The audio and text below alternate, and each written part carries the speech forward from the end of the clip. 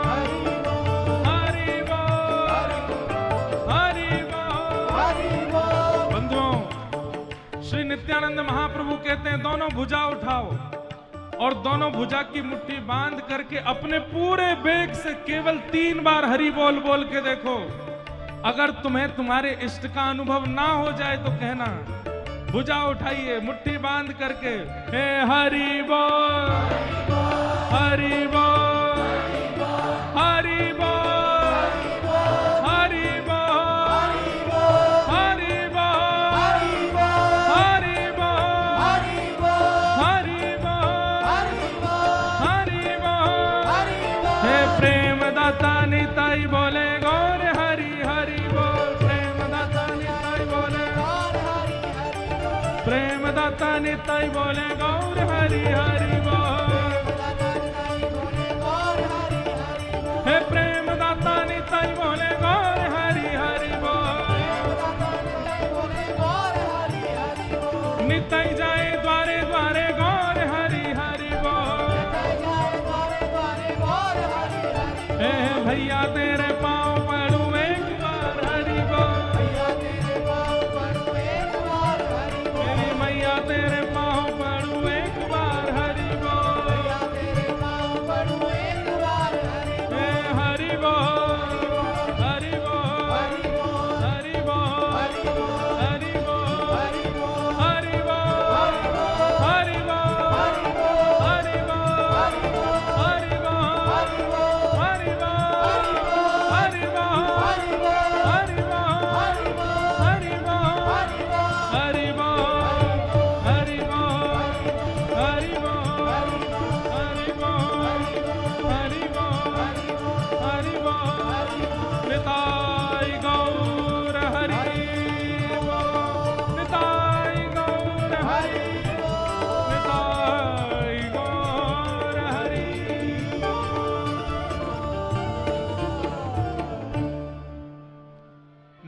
निताई जाए द्वारे द्वारे गौर हरि हरि बोल। निताई जाए द्वारे द्वारे गौर हरि हरि बोल। प्रेम दाता निताई बोले गौर हरि हरि बोल। प्रेम दाता निताई बोले गौर हरि हरि बोल। हे भैया तेरे पाँव पड़ूं एक बार हरि बोल। भैया तेरे पाँव पड़ूं एक बार हरि बोल। मैं नाम भूलवाऊंगा, नाम बुलवाऊंगा, मैं नाम भूलवाऊंगा। नाम बुलवाऊंगा। तेरे द्वारे अड़ जाऊंगा, द्वारे पड़ जाऊं। तेरे द्वारे अड़ जाऊंगा।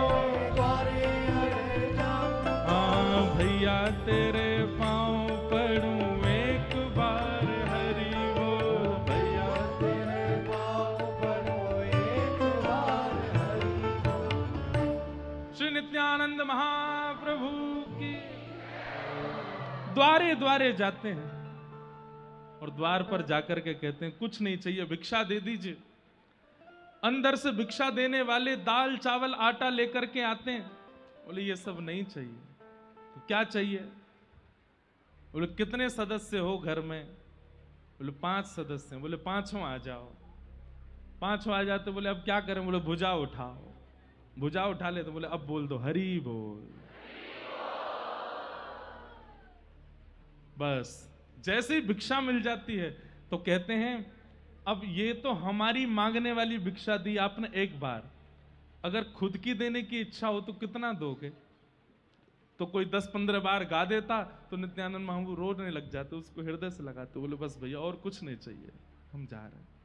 अगले द्वार पे ऐसे नाम का प्रचार किया श्री नित्यानंद महाप्रभु ने। द्वार द्वार जाते, किसी के द्वार पर गए और जाकर के करताल बजा करके भिक्षा मांगने के लिए खड़े हैं। भीतर से निकल करके आए, क्या बात है सुबह सुबह आ जाते हो मंजीरा पीटने के लिए? एक बार हरि बोल बोल दीजिए, उसकी भिक्षा हमको दीजिए। हरि बोल, हरि नाम की भिक्षा दे दीजिए। क्यों बोले हरि बोल? नहीं बोलना हमको हरि बोल। ये हरि बोल हरि बोल हरि बोल बुलवाते रहते हो तुम और वो दूसरा वो चैतन्य। पूरे मायापुर में, पूरी नदिया में तुम लोगों ने केवल ये नाम संकीर्तन, जाने क्या घर के काम कौन करेगा? पढ़ाई लिखाई कौन करेगा? ये सब कार्य कौन करेगा? नित्यानंद महाप्रभु बोलते घर में क्या काम है? बोले अभी दूध काढ़ना है, उसके बाद सब्जी तैयार करनी है, आटा गूंदना है, चावल पकाने हैं, पति आ रहे होंगे उनको पवाना है, बच्चे आ रहे होंगे उनको पवाना है, घर में चौका बर्तन करना है, उसके बाद ये करना है। तो नित्यानंद महाप्रभु बोले मैं सब कर दूंगा, मेरी जगह तुम बाहर आके हरि नाम बोलो। गैया काटनी है ना, मैं काटूंगा तुम्हारी गाय, मैं बना दूंगा सब्जी, मैं बना दूंगा सब सामग्री। अगर मैं घर के सारे काम कर दूं तो तुम हरि बोल बोलोगे? भैया बैठ जाओ।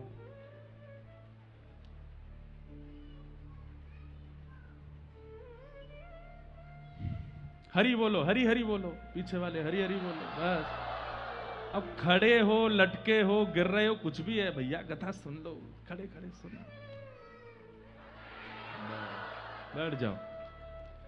नित्यानंद महाप्रभु कहते मैं करूंगा काम, तुम हरि बोल बोलो। ऐसा क्या है इस नाम में? घर के लोग पकड़ लेते हैं, ऐसा क्या है इस नाम में? तुम हमारे यहाँ के चौका बर्तन करने को तैयार हो, सब्जी आदि बनाने को तैयार हो, सब कुछ करने को तैयार हो। अरे ये हरि नाम कोई हमारा पेट थोड़ी भर देगा, ये हरि आकर के भोजन थोड़ी करा जाएंगे, ये हरि नाम से ये सब थोड़ी हो जाएगा। ये क्या प्रचार कर रहे हो तुम लोग? रोटी रोटी रोटी रोटी कहने से कोई पेट भरता है? सब्जी सब्जी कहने से कोई सब्जी आ जाती है?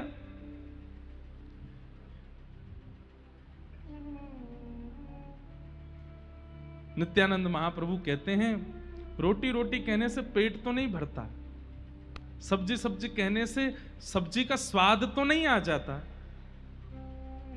पर गुड़ गुड़ गुड़ कहने से जीभ में पानी आ जाता है, गन्ने का स्मरण करने से जीभ में रस का अनुभव होने लग जाता है, और कुछ नहीं तो जीव को उसको पाने की इच्छा प्रकट होने लग जाती है।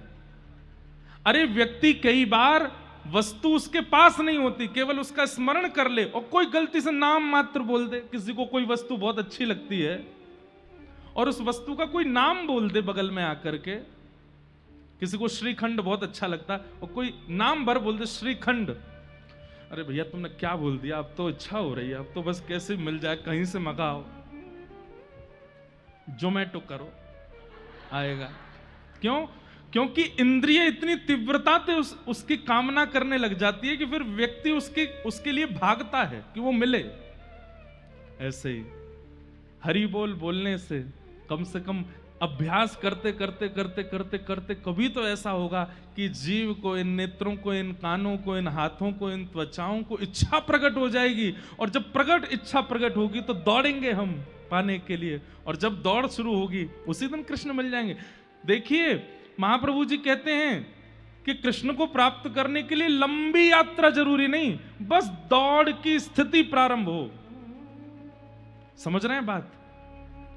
मार्ग लंबा नहीं है, कोई यात्रा का पथ नहीं है, बस इच्छा चित्त में दौड़ की हो कि मुझे पाना है। जिस दिन आपने दौड़ लगाने के मतलब बस उत्कंठित हो गए, चाहिए मुझे ठाकुर जी, जिस दिन ये स्थिति चित्त में आ गई, बस उसी दिन से ठाकुर जी मिलना प्रारंभ हो जाएंगे।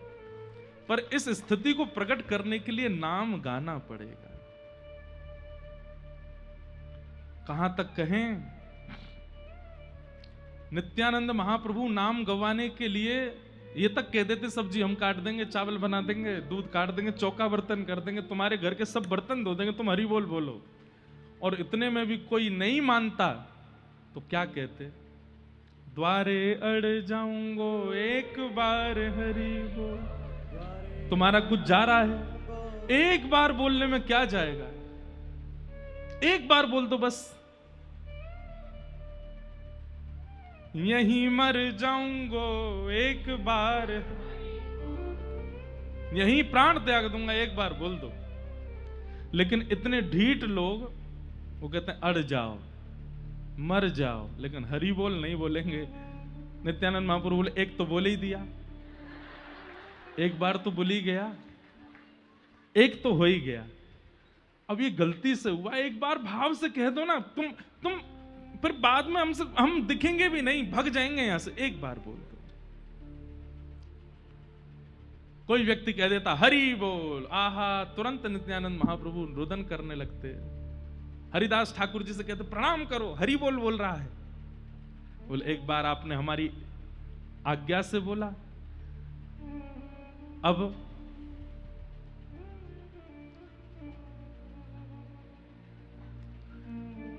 द्वार पर अतिथि आया है, उसके सम्मान में बोल दो। एक बार और हरि बोल देते, फिर बोलते अब हम जा रहे हैं, विदा हो रहे हैं, विदा होते समय एक बार, 3 बार बोल दो। पहले एक बार की जिद करते, और एक बार कोई बोल देता, दूसरी बार की जिद करते, और कोई 2 बार बोल देता तो फिर तीसरी जिद करते, 3 बार बुलवाते और कहते बस अब बस। अब इसमें एक बात आती है चैतन्य चरितामृत में, ध्यान से सुनिएगा। बोले पहली बार तो जिद से बुलवाते थे, और दूसरी बार चरण आदि पकड़ करके और बड़ा निवेदन करते, बोले एक बार बस, एक बार और। पहली बार जिद से, दूसरी बार बहुत अनुनय विनय निवेदन आदि करके, और तीसरी बार कहते बस हम जा रहे हैं, हम दूर निकल, देखो हम आपका द्वार छोड़ दिया, हम निकल गए आगे, अब एक बार जाते जाते और बोल दो। चौथी बार नहीं बुलवाएंगे, सौगंध दे रहे हैं। कहते हैं व्यक्ति जैसे ही तीसरी बार हरि बोल बोलता था, नित्यानंद महाप्रभु वहां से चले जाते, तो अपने आप उसकी भुजाएं खड़ी हो जाती हैं, हरि बोल हरि बोल हरि बोल हरि बोल, अपने आप नाम उसके चित्त में प्रकट हो जाता है। 3 बार के नाम से उसके चित्त में नाम का उद्दीपन करा देते महाप्रभु जी।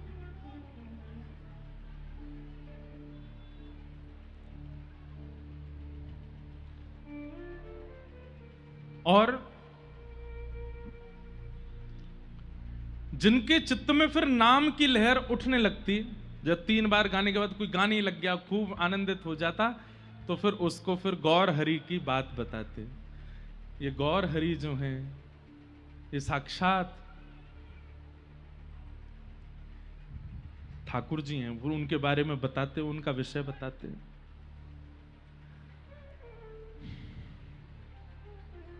इस प्रकार महाप्रभु जी सब जगह कीर्तन करते और कीर्तन करते हुए आनंदित होते। एक जगाई मधाई नाम के दो महाक्रूर थे। एक का नाम था जगन्नाथ दास, दूसरे का नाम था माधव दास। ब्राह्मण कुल में जन्मे थे, लेकिन एक मुगल बादशाह के यहां काम करते करते इन दोनों अपने स्थिति से इतने भ्रष्ट हो गए, इन्होंने अपना नाम भी बदल लिया। जगन्नाथ दास और माधव दास दोनों बन गए जगाई और मधाई। इतने क्रूर थे कि गौ मांस भी खाते थे। जहां इनका घर था उस गली से अगर कोई स्त्री भी निकल जाती तो वो भी, उसकी सुरक्षा की भी कोई जिम्मेवारी नहीं। कोई संत महापुरुष चले जाते तो उनको भी ये लोग लूट लेते। मतलब लूट भी करना, स्त्रियों के साथ में अभद्रता भी करनी, गौमांस भी खाना, मद्यपान करके पूरे दिन पड़े रहना, गलत कार्य करना, ये सब करते थे। एक दिन नित्यानंद महाप्रभु सबके यहां से हरि बोल बुलवाते बुलवाते बुलवाते उस रास्ते पे जा रहे थे जहां जगाई मधाई रहते थे। तो एक व्यक्ति से इन्होंने हरि बोल बुलवाया, तो जैसे ही आगे निकले तो उसने चरण पकड़े, बोले भगवान ऐसे मत जाइए, ऐसे निकल जाइए। बोले ऐसे क्या है? बोले आगे दो नाम के ब्राह्मण हैं, जगाई मधाई रहते हैं, बहुत क्रूर हैं, आप उनके पास मत जाइएगा। गौ मांस खाते हैं, आपको यहां दुर्गंध आ रही होगी, हड्डियां पड़ी होंगी आगे। कितनी माताएं, कितनी बहनें, कितनों को अगवा करके उन लोगों ने गलत कृत्य किए हैं, संत महापुरुषों को जान से मार देते हैं, बहुत गलत आदमी, आप वहां मत जाइएगा। नित्यानंद महाप्रभु हरिदास ठाकुर को देख करके कहते हैं, असली नाम का अधिकारी तो अब मिलेगा जिससे बुलवाना। ये सब तो छोटे छोटे छोटे छोटे क्रिया करे बैठे थे, असली नाम का प्रभाव जिस पर होना है वो तो अब आगे ही बैठा है। भैया तेरे बहुत भले हो, इधर आ, तेरे को थोड़ा आशीर्वाद दे, आशीर्वाद, बहुत बढ़िया किया तूने, हमको बता दिया।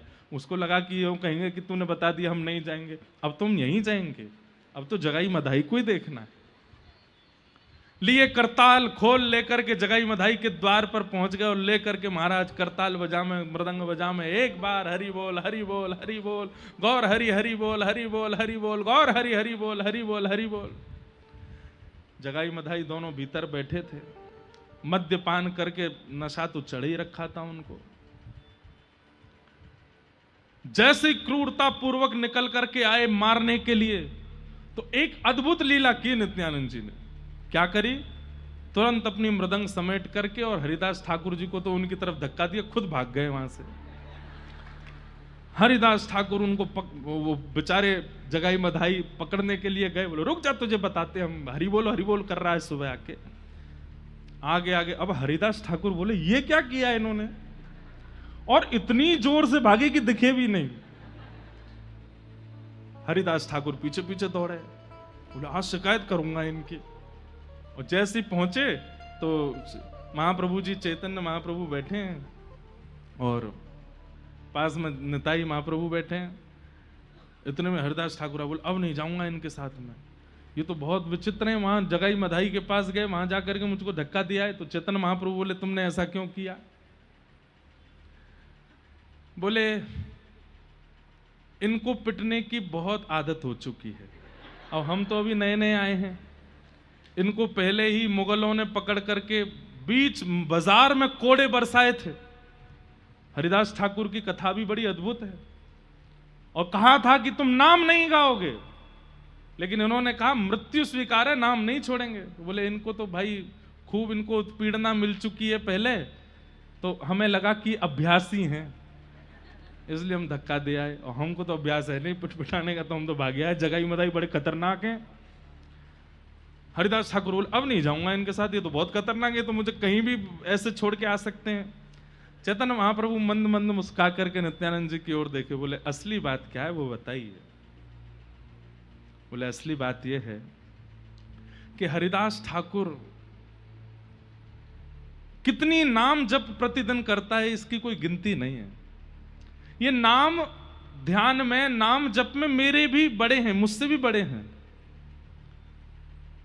मैंने इनको धक्का इसलिए दिया कि मुझे तो स्पर्श करना पड़ेगा, आपको तो स्पर्श करना पड़ेगा, हमारे स्पर्श से कल्याण होगा। लेकिन इनके अगर पीतांबरी का छोड़ भी जगाई मधाई को छुप गया तो उनके ऊपर कल्याण हो जाएगा, उनके कुछ पाप तो कम हो जाएंगे।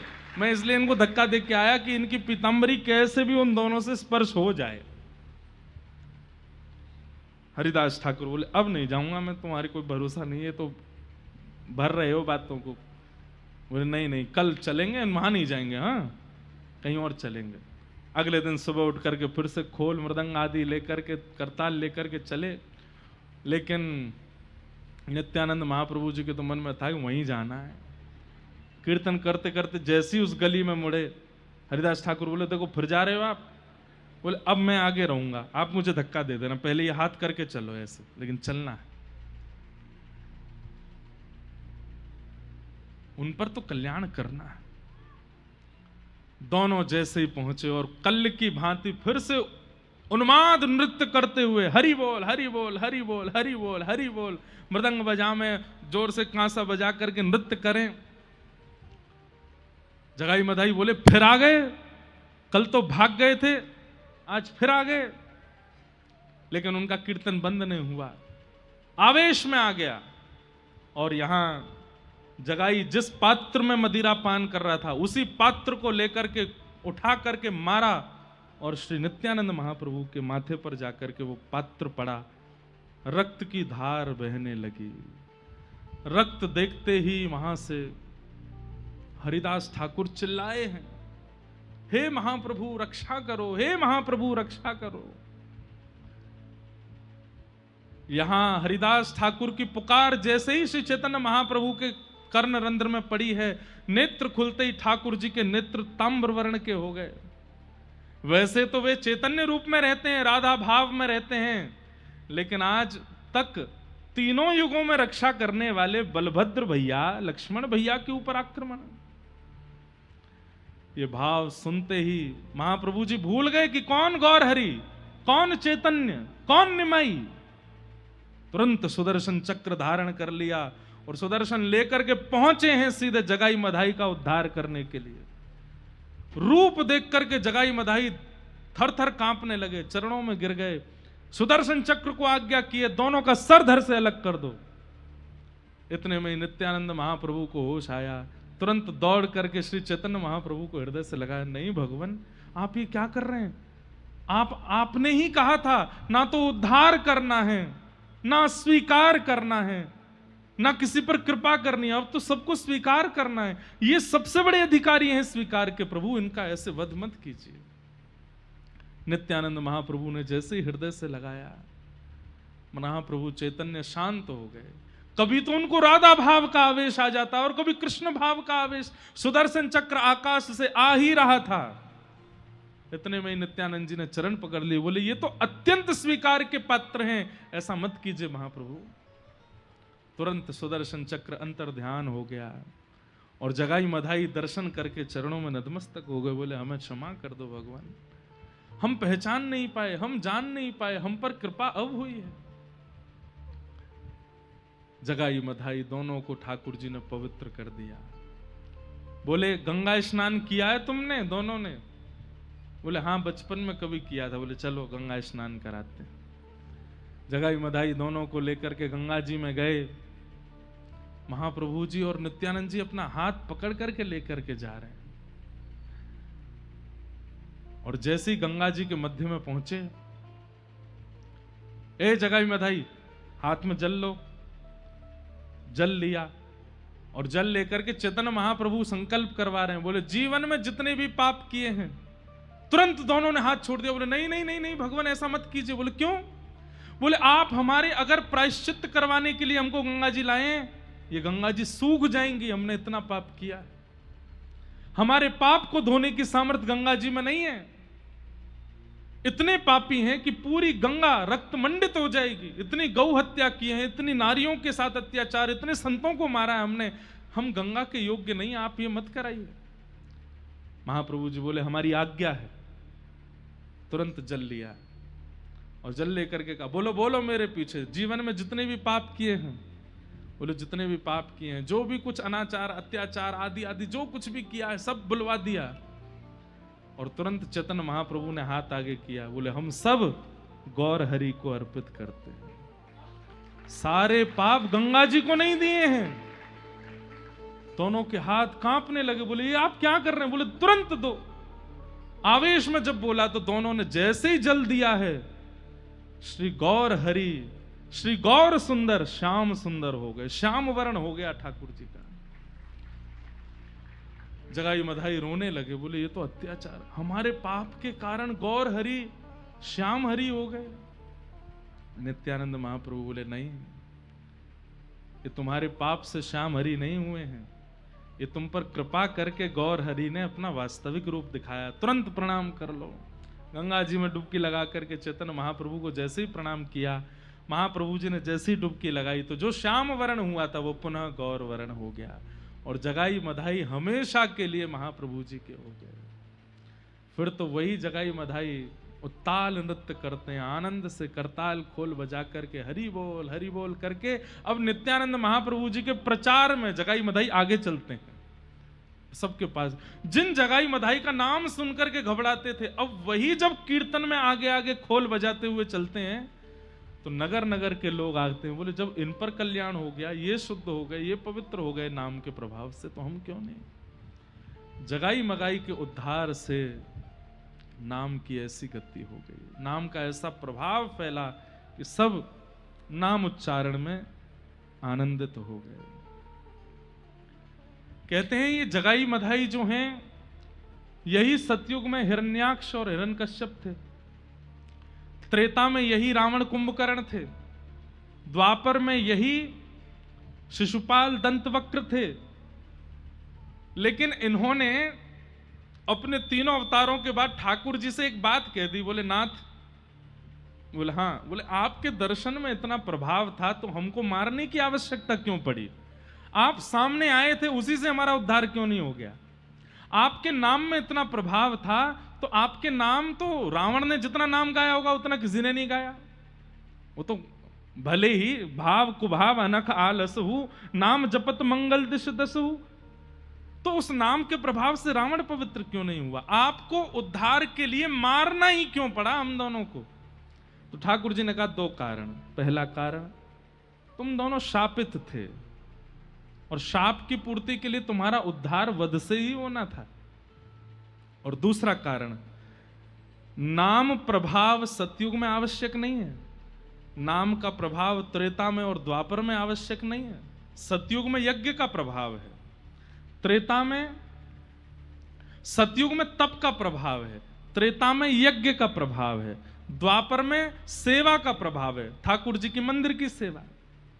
नाम का प्रभाव जिस युग में है उसमें दिखाएंगे नाम का प्रभाव, तो उसमें बिना सुदर्शन के, बिना गदा के, बिना तीर कमान के नाम से तुम्हारा उद्धार करेंगे।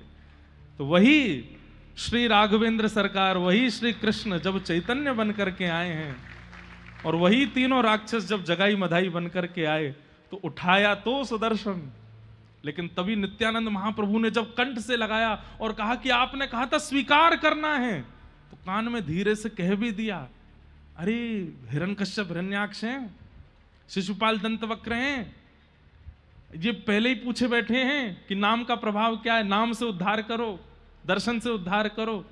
सुदर्शन से उद्धार कर दिया तो हंसेंगे दोनों, बोले कि यहां भी आपको सुदर्शन उठाना ही पड़ा। इसलिए ठाकुर जी तुरंत सुदर्शन चक्र को अंतर ध्यान करते हैं और तुरंत अपने नाम का जब उद्घोष करते हैं तो जगाई मधाई का नाम से उद्धार हो जाता है।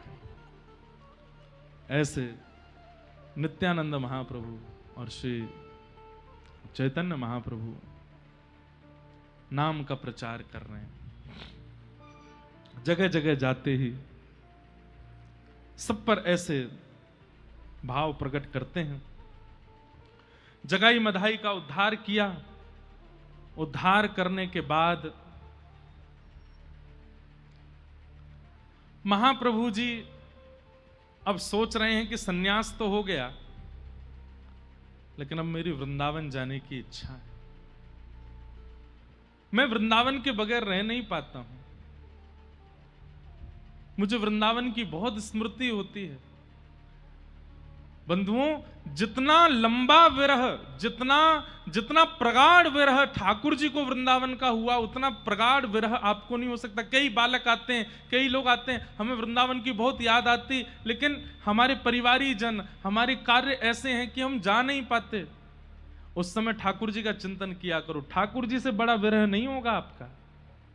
द्वारिका लीला में कहते हैं कि ठाकुर जी उस दिशा में नहीं चलते, उस दिशा में मुख करके नहीं बैठते जिस दिशा में वृंदावन है। क्यों? रोक नहीं पाऊंगा मैं खुद को। विश्वकर्मा जब द्वारिका नगरी का निर्माण कर रहे थे तो ठाकुर जी बोले, सब कुछ बनाना पर ऐसी कोई स्थिति मत बनाना जहां रुक करके थोड़ी देर खड़े होकर के कोई क्रिया करनी पड़ती हो और उस दिशा में वृंदावन हो, क्योंकि अगर 2 क्षण भी मैं उस दिशा में रुका तो रोक नहीं पाऊंगा स्वयं को। ठाकुर जी जितना विरह किसी को नहीं हुआ होगा। और वही जब कृष्ण चैतन्य बन करके आए हैं, इतनी अवस्था हो गई, अभी लगभग 25-30 वर्ष की आयु के आसपास महाप्रभु जी होने वाले हैं, लेकिन अभी तक वृंदावन नहीं गए। नित्य याद करते हैं वृंदावन को। तभी आप आज्ञा करते हैं अपने अनुचरों को कि अब मुझे वृंदावन जाना है, अब मैं यहां नहीं रहूंगा। तो बोले आप तो जा सकते हैं जहां चाहें। बोले नहीं, मां से आज्ञा लेनी है। अद्वैताचार्य जी बोले अब आप सन्यासी हो गए हो, मां को आज्ञा लेने की क्या आवश्यकता है, आज्ञा करके चले जाओ, आपको कोई रोकेगा तो है नहीं। बोले नहीं, मैं मां की आज्ञा से ही करूंगा।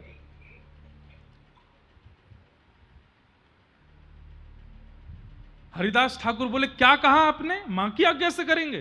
बोले हाँ, मां तो कभी नहीं कहेगी कि वृंदावन जाओ, फिर क्या करोगे? चैतन्य महाप्रभु बोले तो नहीं जाऊंगा। वो नहीं जाएंगे आप? बोले ना, नहीं जाऊंगा, मां अगर मना कर देगी तो नहीं जाऊंगा। अच्छा, और मां ने कहा कि घर चलो तो? बोले चला जाऊंगा। अब ये बातें सुनकर के वहां जितना परिकर खड़ा था वो तो आनंदित हो रहा था। अंत में दृढ़ता पूर्वक हरिदास ठाकुर पूछे ही लिए और मां ने कह दिया सन्यास त्याग दो, पुनः गृहस्थाश्रम में आ जाओ। तो सन्यास त्याग दूंगा, फिर से गृहस्थ आ जाऊंगा, क्योंकि चैतन्य महाप्रभु जानते हैं कि मां नहीं बोलेगी। हरिदास ठाकुर तो नाचने लगे, जितने अनुचर थे सब नृत्य करने लगे। बोले अब हमारे पुनः गौर निताई आएंगे, अब हमारे फिर से गौरांग आएंगे, फिर से उनके केश, फिर से पीतांबरी पहनेंगे। अरे माँ तो तैयार बैठी है कहने के लिए। तुरंत गए, सच्ची माता को जाकर के कहा। बोले अरे एक खुशखबरी है माँ। बोले क्या? महाप्रभु जी कह रहे हैं कि आप आज्ञा कर देंगी तो वो वृंदावन भी नहीं जाएंगे, घर छोड़ के जो बाहर रह रहे हैं वो वापस आ जाएंगे और वो सन्यास भी त्याग करके पीतांबरी पहन के सामान्य रूप से रहने लगेंगे। अब तो हमारे अच्छे दिन आ गए, अब आप चलिए ना। मां गई, जैसे सामने गई हैं चैतन्य महाप्रभु के नेत्र सजल हो गए, चरणों में प्रणाम किया।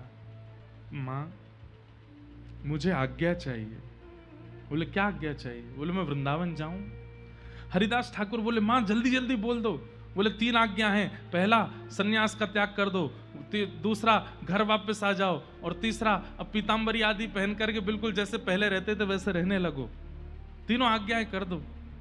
सच्ची माता बोली नहीं, मेरे बड़े पुत्र विश्वरूप जब घर छोड़ करके गए थे और सन्यास लिया था, तब पिता की मृत्यु जब हुई जगन्नाथ मिश्र जी की, तो वो मरते मरते कह गए थे कि हे मेरे प्राण प्रिय पुत्र विश्वरूप, तेरे वियोग में मैं प्राण त्याग रहा हूं, लेकिन मैं तुझे जाते जाते भी ये कहना चाहता हूं, तू एक बार ठाकुर जी का हो गया है सन्यास लेकर के, अब वापस घर लौट के आना नहीं, ताकि मैं जिस लोक में जाऊं वहां भी धन्य धन्यता का अनुभव करूं कि मेरा पुत्र सन्यास मार्ग पर गया लेकिन लौट करके विरक्ति फिर वापस आया नहीं। तो जो इनके पिता की इच्छा थी वो मैं कैसे तोड़ सकती हूं? मैं कैसे कह सकती हूं कि तुम वापस आ जाओ? महाप्रभु जी तो जानते ही थे कि मां नहीं बोलेगी। चरणों में कहा मां अब मुझे आज्ञा दे दो ना, मैं वृंदावन जाऊं। मां ने कहा देखो तुम्हें रोक तो नहीं सकती मैं, तुम तो सन्यास ले चुके हो पर मेरा तो सन्यास नहीं हुआ ना। तुम जब निकलते हो तुम्हारे सिर पर केश नहीं होते, तुम्हारे अंग पर वस्त्र नहीं होते, तुम्हारे हाथ में दंड होता है, सब तुमको सन्यासी समझते हैं, पर मेरे चित्त में तो पहली भावना पुत्र की ही आती है। सन्यास तुमने लिया है, मैंने नहीं। इसलिए एक बात तो कह सकती हूं, क्या वृंदावन बहुत दूर है, वृंदावन यहां से बहुत दूर है। कभी अगर इच्छा भी हुई और मैं अगर मरणासन अवस्था में भी हुई और तुम्हें यदि पत्र भी भेजा गया तो वो पत्र पहुंचने में इतना समय लगेगा, तब तक तो शायद मैं बचूं भी ना। इसलिए हमारे इस बंगाल प्रांत के समीप में वृंदावन है, जगन्नाथपुरी, तुम वहां चले जाओ। जगन्नाथपुरी से कभी तुम्हारा मन करेगा गंगा में स्नान करने का। मुझे पता है तुम्हें मुझसे प्रेम नहीं है, एक मां की जो भाषा होती है वही सच्ची माता बोल रही है। मुझे पता है तुम्हें मुझसे प्रेम नहीं है, पर तुम्हें गंगा से बहुत प्रेम है, तुम्हें मायापुर से बहुत प्रेम है। तो कभी गंगा की याद आई, मायापुर की याद आई और तुम कहीं आ गए, स्नान करने लगे, तभी हल्ला होगा, मेरे कान में आवाज जाएगी कि मेरा निमाई आया है, मेरा गौर आया है, तो मैं दूर से आके देख तो लूंगी।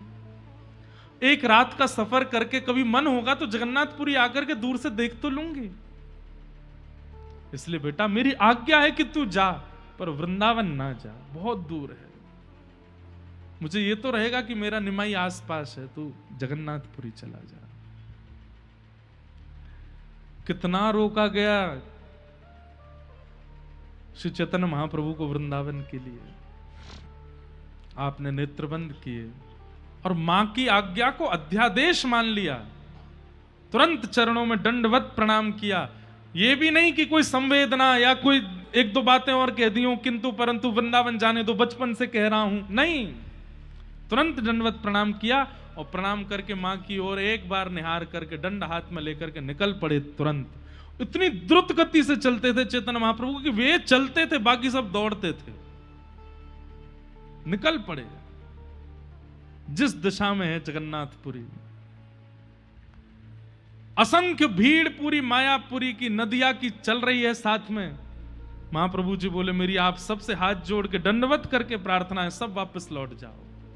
ये कुछ लोग ही बस मेरे साथ आगे की यात्रा पर जाएंगे, मेरी आप सबसे प्रार्थना है, सब लौट जाओ। और सबको लौटा दिया। बीच में कई पड़ाव हुए, कई लोगों पर उद्धार करते हुए, कल्याण करते हुए महाप्रभु जी नीलाचल जा रहे हैं, जगन्नाथपुरी जा रहे हैं। जगन्नाथपुरी पहुंचे और जैसे ही उस स्थान पर पहुंचे जहां से नील चक्र दिखना शुरू हो जाता है, आहा, अहे नील शैल प्रबल मत्तावरण, प्रबल मत्तावरण, मोआरत नलनी बनकु कर दलन, अहे नील शैल प्रबल मत्तावरण, प्रबल मत्तावरण, मोआरत नलनी बनकु कर दलन, अहे नील शैल। जैसे ही नील चक्र का दर्शन हुआ है, महाप्रभु जी दोनों भुजा उठा करके वहीं नृत्य करने लगे। सब लोग बोले क्या हुआ महाप्रभु जी? बोले देखो नील चक्र के ऊपर कौन है। सब अपने सिर पर हाथ रख के देख रहे हैं। दूर से छोटा सा नील चक्र दिख रहा है, उसके ऊपर ध्वजा दिख रही है। सब कह रहे हैं महाप्रभु जी नील चक्र है और ऊपर पीली पीली ध्वजा लहरा रही है। अरे नहीं, नील चक्र के ऊपर और ध्वजा के नीचे बीच में देखो क्या है। और जैसे ही सबने ध्यान पूर्वक देखा तभी क्या देखते हैं, नन्हे से मदन गोपाल बैठे हैं और ऐसे हाथ करके श्री चैतन्य महाप्रभु को अपनी ओर बुला रहे हैं।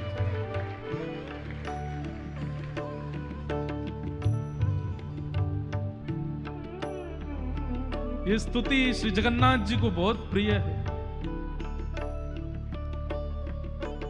अहे नील शैल प्रबल मत वारण, प्रबल मत वारण, मुआरत नलिनी बनकु कर दलन। अहे नील, उड़िया भाषा में है, सालबेग के द्वारा गाई गई है और महाप्रभु जगन्नाथ जी को अति प्रिय है। इस बार रथ यात्रा पर प्यारे गिरधर लाल जी ने कहा कि महाप्रभु जगन्नाथ जी को भोग लगाओ। हमने कि क्या भोग लगाएं? बोले इसी स्तुति का भोग लगाओ। तो ये स्तुति महाप्रभु जगन्नाथ जी को निवेदित की गई। आप सबके पास फोन है, खोल लीजिए अपने फोनों में, वहां उड़िया भाषा में आपको मिलेगी, लेकिन उसके इंग्लिश में या हिंदी में कोई अगर आपको दिख जाए तो मेरे साथ में गाइए। बहुत सुंदर स्तुति है। गजराज चिंता कला थाई घोर जलेन, गजराज चिंता कला थाई घोर जलेन, चक्र पेशी नक्र नासी उद्धरी लयापन। अहे नील शैला प्रबर मत वारण, प्रबर मत वारण, मुआरत नलिनी बनकु कर दलन। सालबेग कह रहे हैं, अरे नीलाचल पर्वत के मतवाले हाथी जगन्नाथ, जिस प्रकार एक हाथी कमल के वन को देख करके उसके सारे कमलों को ऐसे निचोड़ करके अपने पैरों से रौंद देता है, मेरे हृदय रूपी इस कीचड़ में कई सारी संसार के माया रूपी कमल प्रकट हो गए हैं। कृपा करके आइए ना, उनको भी रौंद दीजिए।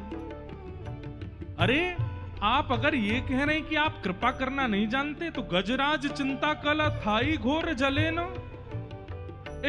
एक घोर जल में गज के पैर को ग्राह ने पकड़ लिया था, और चक्र पेशी नक्र नासी उद्धारीला यवन, आप तुरंत चक्र लेकर के आए और उसका उद्धार किया। इसलिए बहाना नहीं चलेगा, आपको मेरा उद्धार करना पड़ेगा।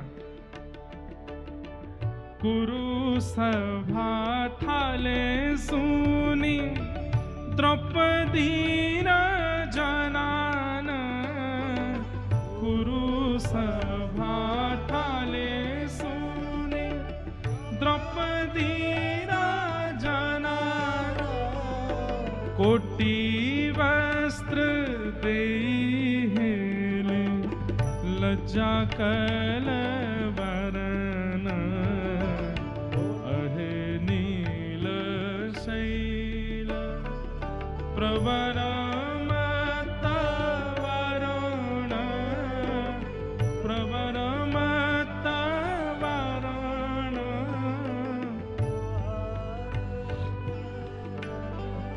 जिनको याद है वो गाओ जोर से।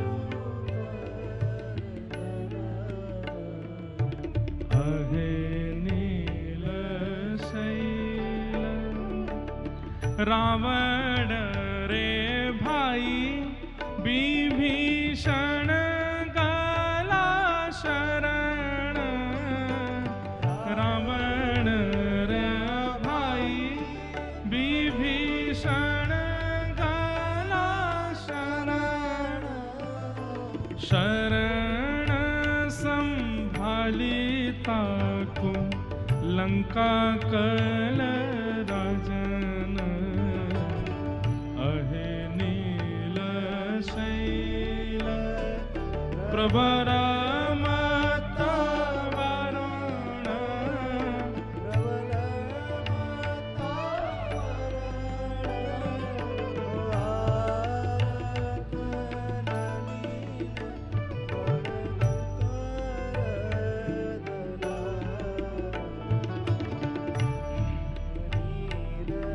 अंत में साल्वेग कह रहे हैं स्तुति के अंत में,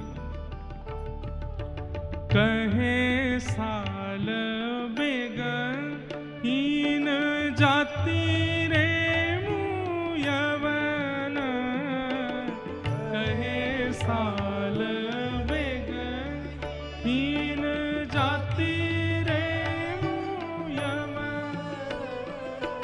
कहे साल्वेग हीन जाति रे मुयवन, कहे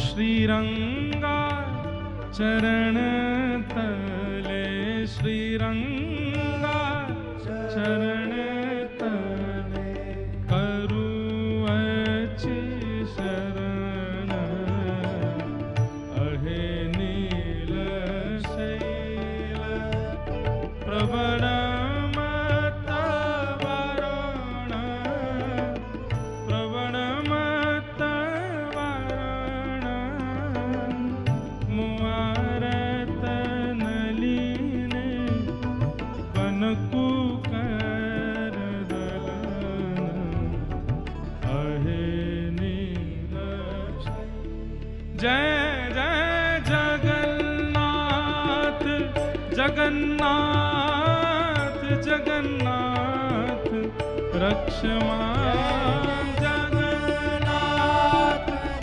जगन्नाथ जगन्नाथ जय जय महाबाहु महाबाहु महाबाहु पाहि मां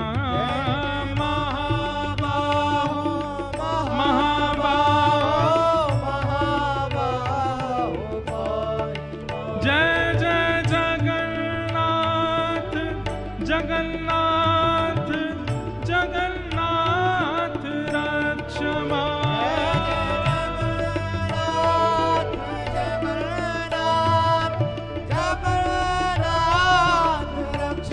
जय जय महाबाहो महाबाहो महाबाहो पाहि मां। भुजा उठा करके गाओ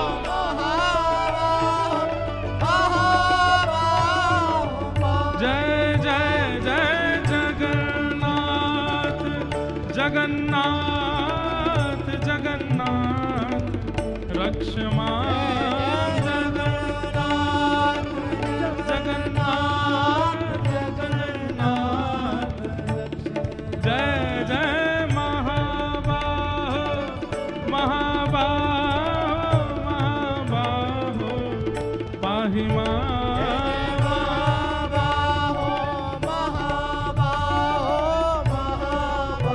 जगन्नाथ महाप्रभु की जय।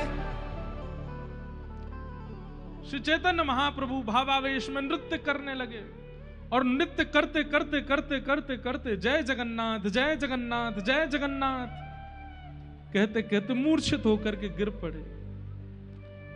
सब अनुचरों ने उनको गोद में लिया, हरिनाम संकीर्तन करने लगे। थोड़ी देर में जब वह ध्यान नष्ट हुआ, आप तुरंत उठे और इतनी द्रुत गति से दौड़े महाप्रभु जी की ओर। पीछे अनुचर सब दौड़ रहे हैं। थोड़ी देर में महाप्रभु जी दिख नहीं रहे, इतनी द्रुत गति से दौड़े हैं जगन्नाथपुरी की ओर। दौड़ करके कब में सिंह द्वार से भीतर प्रवेश कर गए, सारी सीढ़ियां लांग करके ऊपर पहुंच गए। मंदिर की एक परिक्रमा करके सीधे गए, गरुण स्तंभ को तुरंत हृदय से लगाया और जैसे ही पहली झांकी देखी है, मानो चैतन्य महाप्रभु कहने लगे कि इन्होंने भुजा तो मेरे लिए ही पसार रखी है, ये मुझे ही पुकार रहे हैं। राधा भाव चित्त में प्रकट हो गया, गोपियों का विरह भाव चित्त में प्रकट हो गया। मिल गए हमारे श्याम सुंदर, जो खो गए थे रास बिहारी, करते करते कहीं अंतर ध्यान हो गए थे, मिल गए सामने। पुजारी रोकने को खड़े हैं, अनुचर कितने सारे रोकने को खड़े हैं, सिपाही रोकने को खड़े हैं, पर सबको लांघते हुए महाप्रभु जी भीतर गर्भगृह में प्रवेश कर गए और महाप्रभु जगन्नाथ जी का जाकर के गाढ़ आलिंगन कर लिया। बोलो जगन्नाथ महाप्रभु। जैसे ही आलिंगन करने के लिए गए, खूब पुजारी पंडा सब लगे हैं महाप्रभु जी को दूर खींचने में, लेकिन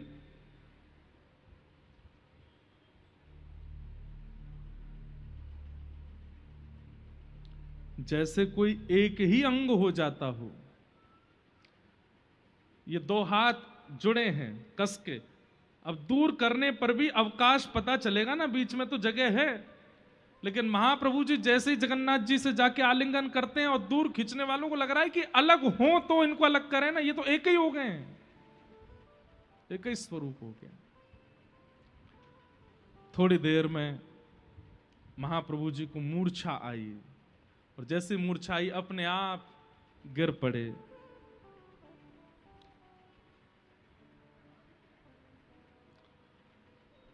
और जैसे ही, जय हो बाबा,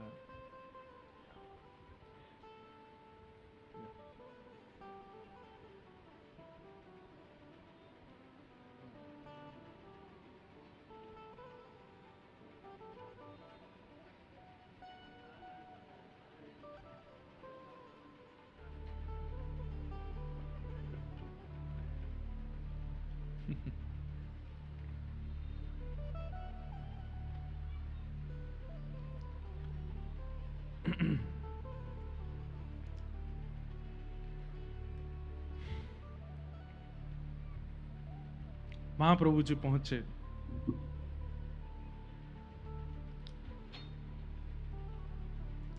तभी सब लोग तो उनको उठा करके बाहर ले जाना चाह रहे थे, लेकिन वहीं एक व्यक्ति खड़े थे, उन्होंने जोर से चिल्ला करके सबको सावधान किया। बोले अरे क्या कर रहे हो तुम? बोले इन्होंने आकर के स्पर्श कर लिया जगन्नाथ जी का, बाहर से दौड़ करके आए सीधे जगन्नाथ। बोले तुम देख नहीं रहे हो? अब भी मूर्छावस्था में भी उनके होठ फड़फड़ा रहे हैं, उनके हाथ पैर कांप रहे हैं। ये कोई रस सिद्ध महात्मा है, आप कैसे कर सकते हो ऐसा इनके साथ? और वही हैं सार्वभौम भट्टाचार्य। आपने तुरंत अपने अनुचरों से कहा कि इनको लेकर के हमारे घर ले चलो। महाप्रभु जी के रूप में आपको वह दृश्य दिख रहा था जिससे ये सिद्ध हो रहा था कि ये सामान्य नहीं है। तभी महाप्रभु जी के जितने भी अनुयायी थे वे सब पहुंचे, तो उनको पता चला कि वो तो वहां ले गए उनके शरीर को। सब लोग वहां पहुंचे, वहां जाकर के महाप्रभु जी को प्रणाम किया। महाप्रभु जी को जैसे तैसे होश आया। अब यहां महाप्रभु जी रहने लगे। अब हम जल्दी जल्दी महाप्रभु जी को वृंदावन पहुंचवाने का भाव रखेंगे। इसके बाद इतनी लीलाएं हैं, मैं तो आज थक गया कि महाप्रभु जी वृंदावन पहुंचेंगे कब। और 3 बार तो इसी बीच में प्रयास किए महाप्रभु जी ने, लेकिन हर बार नहीं जा पाते। सार्वभौम भट्टाचार्य जी आपके पूज्य पिताजी जगन्नाथ मिश्र जी के मित्र थे, सहपाठी थे। तो उस नाते से वो अपने आप को पितामह भाव से महाप्रभु जी को देख रहे थे। तो महाप्रभु जी में तो दैन्यता थी ही। कुछ समय व्यतीत होने के बाद महाप्रभु जी की ये समझाने लगे, बोले सन्यासियों को ऐसे रोना नहीं चाहिए, सन्यासियों को ऐसे उछल उछल के नाचना नहीं चाहिए। ये नृत्य करना, तेज स्वर में गायन करना, रुदन करना, ये विकार हैं, सन्यासियों पर शोभा नहीं देते हैं। सन्यासियों का असली धर्म क्या होता है ये मैं आपको सिखाऊंगा। महाप्रभु जी बोले सिखा दीजिए। 7 दिन तक सार्वभौम भट्टाचार्य जी उनको पढ़ाते रहे। महाप्रभु जी प्रेम से नेत्र में भर करके पढ़ते रहे, सुनते रहे। 7 दिन हो गए, ना तो हाँ बोले ना बोले। 7 दिन बाद सार्वभौम भट्टाचार्य जी बोले आपको जो मैं पढ़ा रहा हूं वो समझ आया कि नहीं? आप जो पढ़ा रहे हैं वो सारे मंत्र मेरे को समझ में आ रहे हैं, उनका अर्थ भी मुझे समझ में आ रहा है, पर आप जो व्याख्या आप कर रहे हैं वो मेरे को समझ नहीं आ रही है। तो किसी विद्वान को बोल दो कि तुम्हारी व्याख्या समझ में नहीं आई, तो उसको बहुत बुरा लगता है। बोला अच्छा, तो तुम व्याख्या करके दिखाओ। तो उन्हीं 7 दिनों में सुने गए विषयों की व्याख्या जब चैतन्य महाप्रभु ने की, तो हर व्याख्या में प्रेम था। घूम फिर करके बात कहां आ जाती है कि कृष्ण से प्रीति करो और कुछ नहीं है, कृष्ण से प्रीति करो और कुछ नहीं है। आपने तुरंत एक भागवत जी का श्लोक कहा और उसके 8 अर्थ बताए। बोले ये 8 ही अर्थ हैं इसके अलावा 9वां अर्थ नहीं है। चैतन्य महाप्रभु बोले आप विद्वान हैं, आप पंडित हैं, मैं आपको प्रणाम करता हूं, पर मैं इसका एक अर्थ करूं? बोले करो। चैतन्य महाप्रभु ने उसके 18 अर्थ किए और 18 के 18 उनसे अलग। ये सब देख करके वो सार्वभौम भट्टाचार्य जी समझ गए कि ये सामान्य नहीं है। महाप्रभु जी ने कृपा की और कृपा करके जब उनके चित्त में भाग्य का, भक्ति का उदय हुआ, उन्होंने भी शरणागति ग्रहण कर ली। और सार्वभौम भट्टाचार्य जी, उनका नाम ही सार्वभौम था, सबको जीत गए थे वो, लेकिन महाप्रभु जी के भक्ति भाव के आगे वो भी नतमस्तक हो गए। कुछ दिन जगन्नाथपुरी में निवास करने के बाद महाप्रभु जी बोले अब हमको दक्षिण जाना है, क्योंकि भाव आवेश तो आते ही हैं, लेकिन प्रचार भी तो करना है। केवल बंगाल उड़ीसा तक थोड़ी रहना है, हमको सब जगह जाकर के प्रचार करना है। आप जैसे ही जगन्नाथपुरी से निकले, सारे अनुचर संग हो लिए, सबको हाथ जोड़ के कहा सब यहीं रुको, कोई नहीं जाएगा। केवल 1-2 लोगों को संग लेकर के महाप्रभु जी वहां से दक्षिण की यात्रा पर गए। मार्ग में कई लोगों पर कल्याण करते हुए, नाम प्रचार करते हुए, सब जीवों को प्रेम दान करते हुए, सबको ठाकुर जी के प्रेम में उन्मुक्त करते हुए महाप्रभु जी पहुंचे श्रीरंगम। और श्रीरंगम में पौढ़ानाथ शेष शैया पर पौड़े हैं ठाकुर जी। लेकिन महाप्रभु जी की एक बात, वह तो वो कृष्ण अंदर से कृष्ण है, हृदय श्री राधा रानी का है, लेकिन वो जब जब अपने किसी विग्रह स्वरूप को देखते हैं, वो ये भूल जाते हैं कि ये तो भूले ही बैठे हैं कि मैं परमात्मा हूं, लेकिन जब भी अपने किसी विग्रह का दर्शन करते हैं, उनके मन में किशोरी जी का भाव प्रकट हो जाता है और भुजा उठा करके खूब नृत्य करते हैं।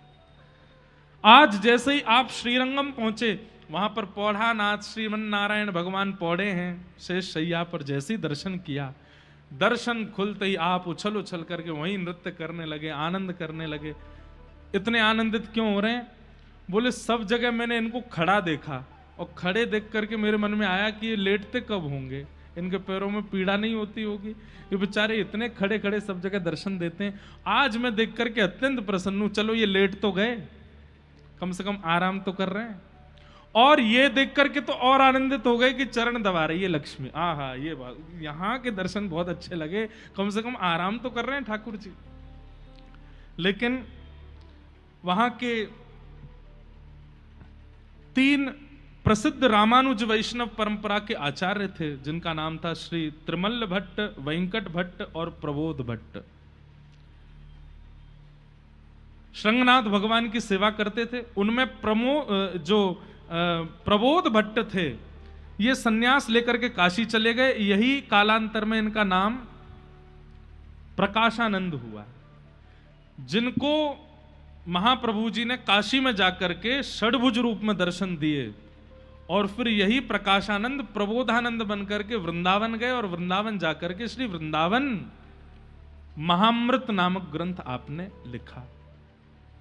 वो कथा हमने गोवर्धन में सुनाई थी कुछ महीने पहले, गिरिराज जी में कथा हुई थी, वहां पर प्रबोधानंद जी की कथा सुनाई थी। आज नहीं कहेंगे, बहुत लंबी कथा है। तो त्रिमल्ल भट्ट और वेंकट भट्ट, तो वेंकट भट्ट जी इस समय आरती कर रहे थे रंगनाथ भगवान की, और जैसे ही आरती करते हुए आपने पीछे दर्शनार्थियों की ओर देखा, तभी देखते हैं कि महाप्रभु जी खूब जोर से नृत्य कर रहे थे।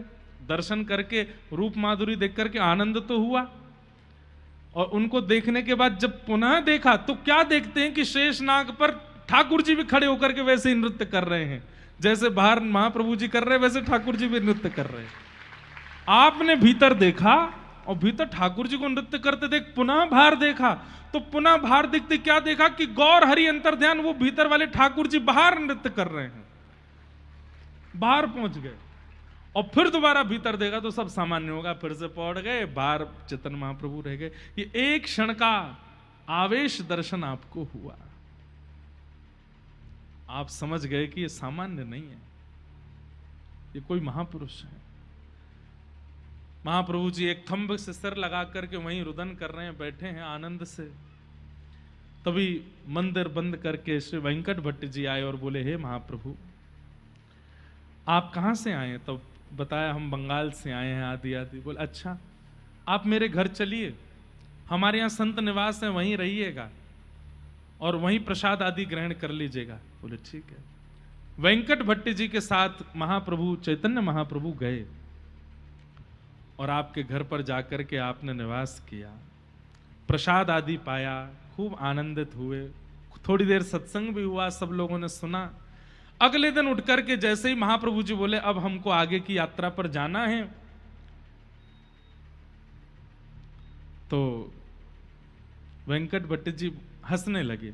महाप्रभु जी बोले आप हंस क्यों रहे हैं? बोले आपको पता है आज क्या है? बोले क्या है? बोले चातुर्मास का पहला दिन है, चातुर्मास प्रारंभ हो गया है, अब आप नहीं जा सकते यहां से, अब आपको 4 महीने यहीं रहना पड़ेगा।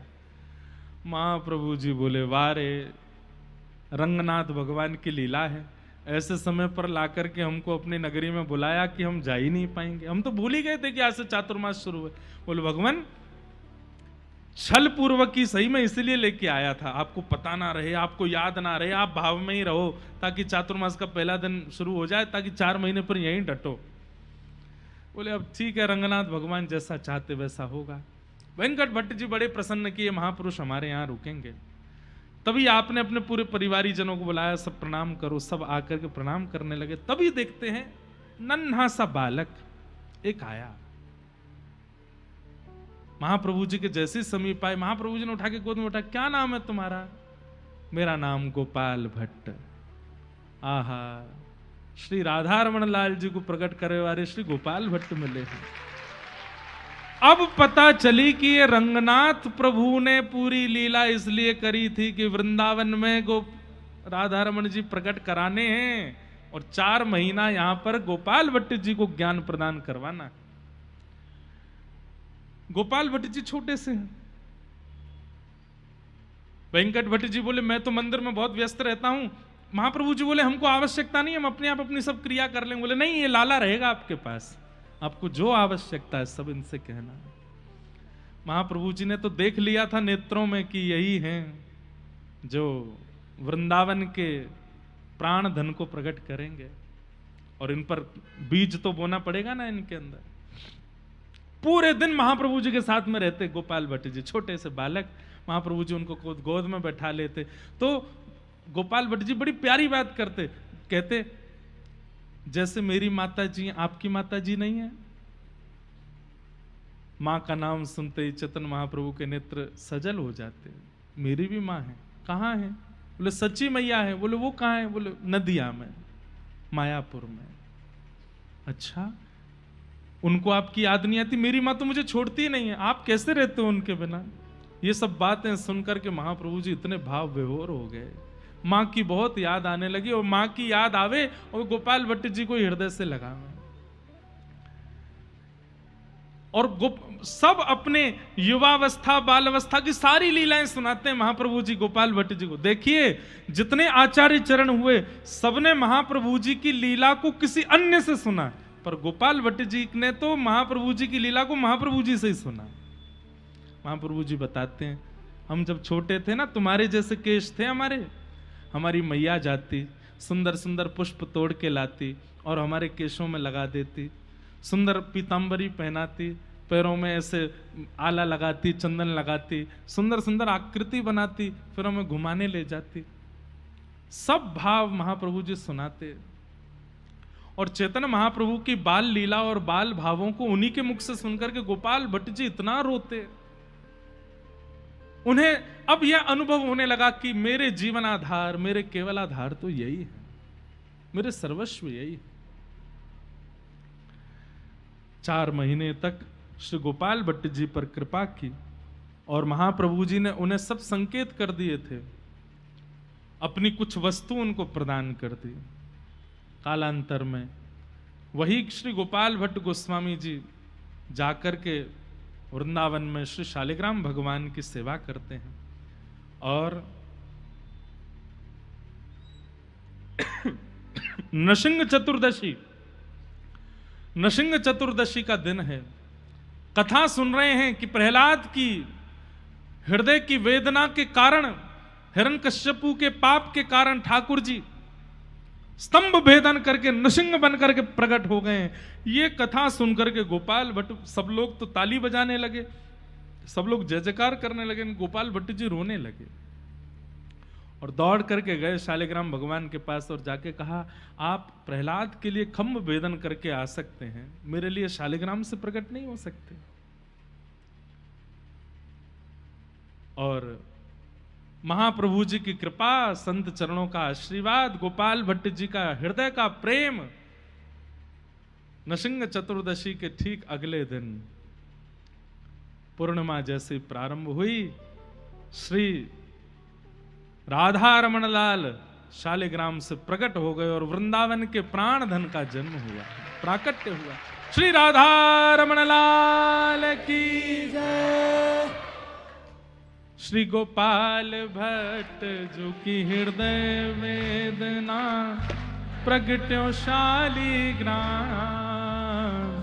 गोपाल भट्ट जो की हृदय वेदना प्रगट्यो शालिग्राम। कौन?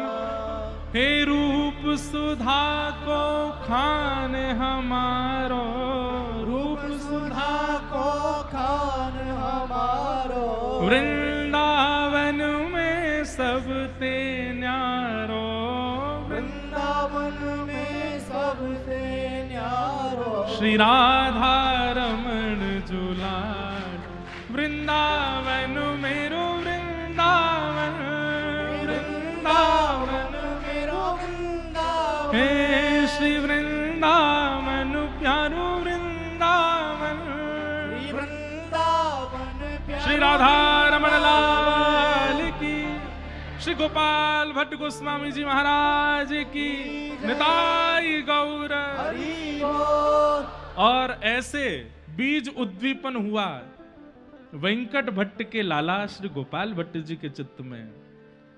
और इन्हीं गोपाल भट्ट जी के फिर शिष्यगण श्री निवासाचार्य जी आदि हुए, उन्हीं से परंपरा आज तक श्री गोपाल भट्ट जी की सेवा की चल रही है। वास्तव में तो श्री चैतन्य महाप्रभु का भारत भ्रमण भी वृंदावन को प्रकट करने के लिए है। आप बंगाल के रामकेली में जाते हैं और वहां जाकर के रूप सनातन गोस्वामी को ज्ञान उपदेश करते हैं, और उन्हीं रूप सनातन गोस्वामी से फिर दोबारा मिलते हैं काशी में।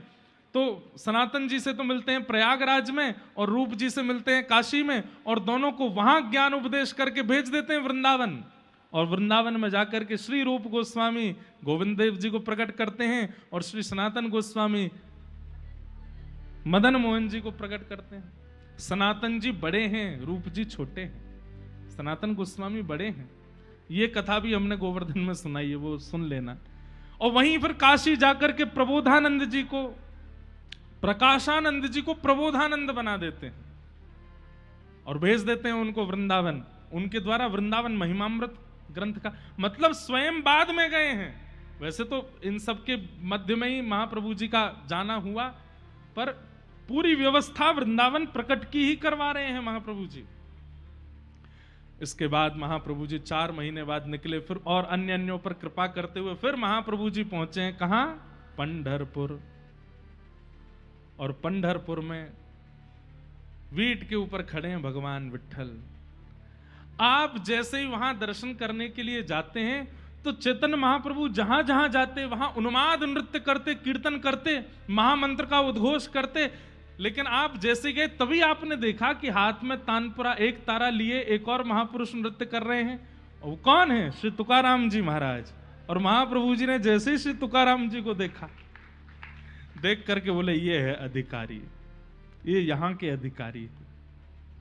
और वहां पर रात्रि में सब बैठे थे, महाप्रभु जी ने कीर्तन किया, हरे कृष्ण कृष्ण कृष्ण हरे हरे, हरे राम राम राम हरे हरे। जैसे ही महामंत्र गाने लगे, इतने सीधे, इतने भोले, इतने सहज लोग बोले बहुत बड़ा है, थोड़ा छोटा कर दो इसको। महाप्रभु जी बोले ये महामंत्र छोटा थोड़ी होगा। बोले कुछ तो कीजिए। बोले एक काम करो, इसको 2 भाग में करते हैं, हरे कृष्ण कृष्ण कृष्ण हरे हरे हम गाएंगे, हरे राम राम राम हरे हरे आप गाना।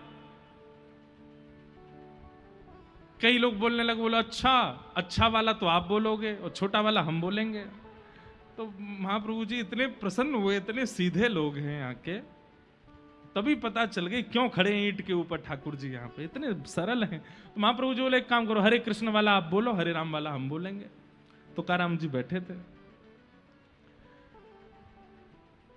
सब लोग गाने लगे, तो कृष्ण बोलने में भी अब बार बार कृष्ण कृष्ण आता, हरे कृष्ण कृष्ण कृष्ण हरे हरे, 5-4 बार तो कृष्ण आता है। सब बोले इतनी बार हमसे बोला नहीं जा रहा है। अंत में तुकाराम जी बोले भैया ये बहुत सरल सहज लोग हैं, इतना बड़ा संकीर्तन आदि कल्याण तो करेगा, पर आप इसका सूक्ष्म कर दो। हमारे मत में ऐसा आता है कि महामंत्र में 3 अक्षर हैं, राम कृष्ण हरि। हम इन 3 अक्षर को ही अपना महामंत्र बना लेते हैं। और वहीं एक और हमारे पंडरीनाथ भगवान का महामंत्र बना है, जय जय राम कृष्ण हरि, जय जय राम कृष्ण हरि, ओ जय जय राम कृष्ण हरि, जय जय राम कृष्ण हरि, जय जय राम कृष्ण हरि, जय जय राम कृष्ण हरि, जय जय राम कृष्ण हरि, जय जय राम कृष्ण हरि। हमें ऐसा लगता है कि और जगह तो महाप्रभु जी ऐसे नृत्य किए होंगे, पर पंढरपुर में महाप्रभु जी भी ऐसे ही नृत्य किए होंगे। आप सब भी ऐसे ही बैठो, ओ जय जय राम कृष्ण हरि, जय जय राम कृष्ण हरि, जय जय राम कृष्ण हरि, ओ जय जय राम। भजले हरि का नाम पांडुरंग, भजले हरि का नाम, भजले हरि का नाम पांडुरंग, भजले हरि का नाम। हाँ राम वही श्याम वही, राम वही श्याम वही, कृष्ण वही बलराम वही, कृष्ण वही बलराम वही। सबके लिए जहाँ द्वार खुले हैं, सबके लिए जहाँ द्वार खुले हैं, एक ईंट पे विठल खड़े हैं, एक ईंट पर विठल खड़े हैं, कर जीवन कल्याण, पांडुरंग भजले हरि का नाम, भजले हरि का नाम, पांडुरंग भजले हरि का नाम।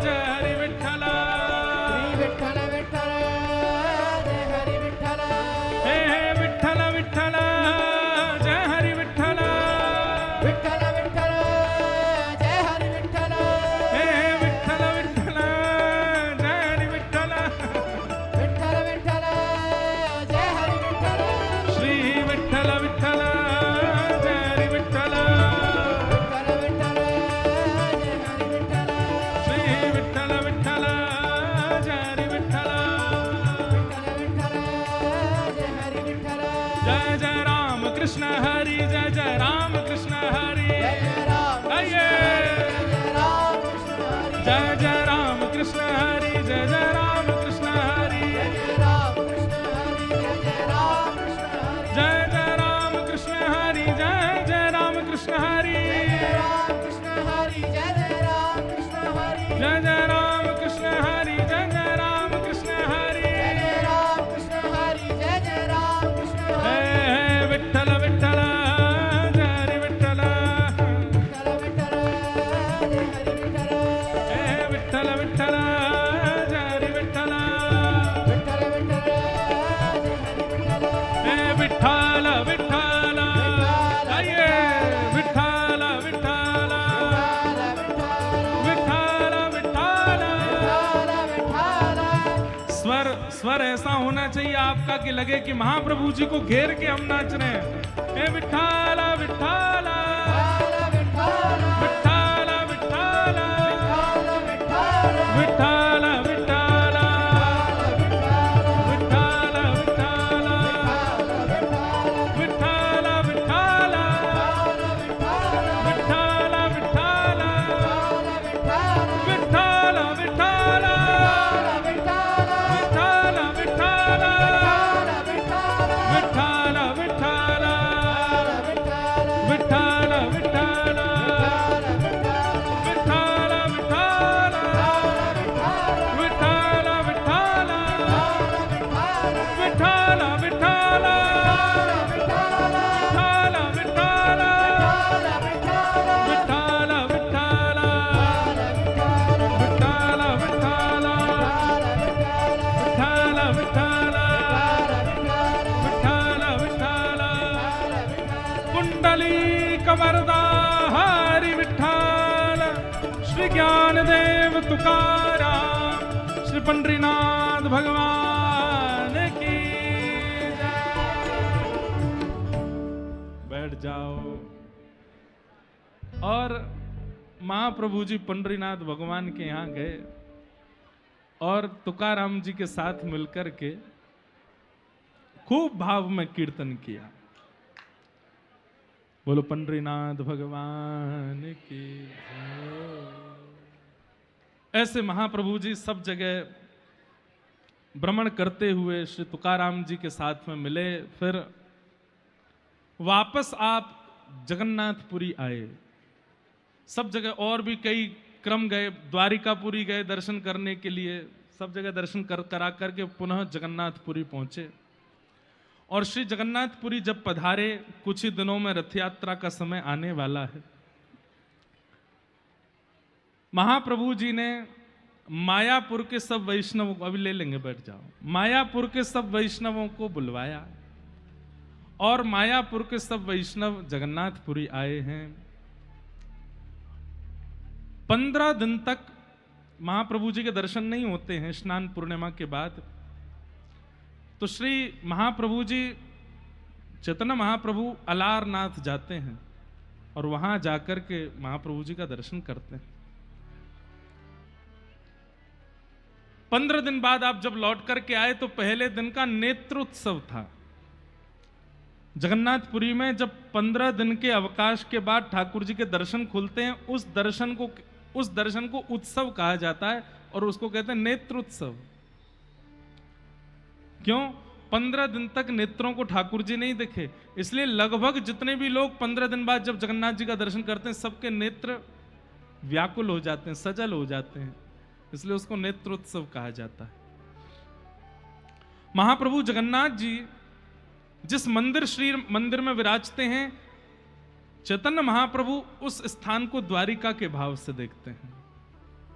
और महाप्रभु जगन्नाथ जी रथ में बैठ करके जिस जगह जाते हैं, गुंडीचा, उसको श्री चैतन्य महाप्रभु वृंदावन के भाव से देखते हैं। मैया ने कहा है कि लीलाचल में ही रहना है, तो उसी को ही वृंदावन मान लिया है। और श्री जगन्नाथ महाप्रभु रथ पर विराजमान होकर के गुंडीचा जाएंगे, यह भाव सुनते ही चैतन्य महाप्रभु सब अपने अनुचरों के साथ में गुंडीचा जाते हैं और गुंडीचा मार्जन लीला करते हैं। गुंडीचा मार्जन करते। हमारे प्रभु पधारेंगे, पलकन सोमग झारू, क्यों? बोले जामग मेरो गिरधर आवे, तन मन जोवन बारू। ठाकुर जी पे तन मन जोवन बारना तो हर पद में हम सुनते हैं। ठाकुर जी को देख क्या करें? तन वार दें, अपना जोवन वार दें, अपना मन वार दें। अरे आचार्य चरण कह रहे हैं, बोले जिस रास्ते से प्रियतम आने वाले हैं उस रास्ते पे वारूं। ठाकुर जी पे थोड़ी वारूंगा तन मन जोवन, उस मार्ग पे वारूं जिस पर चल के नाथ आने वाले हैं।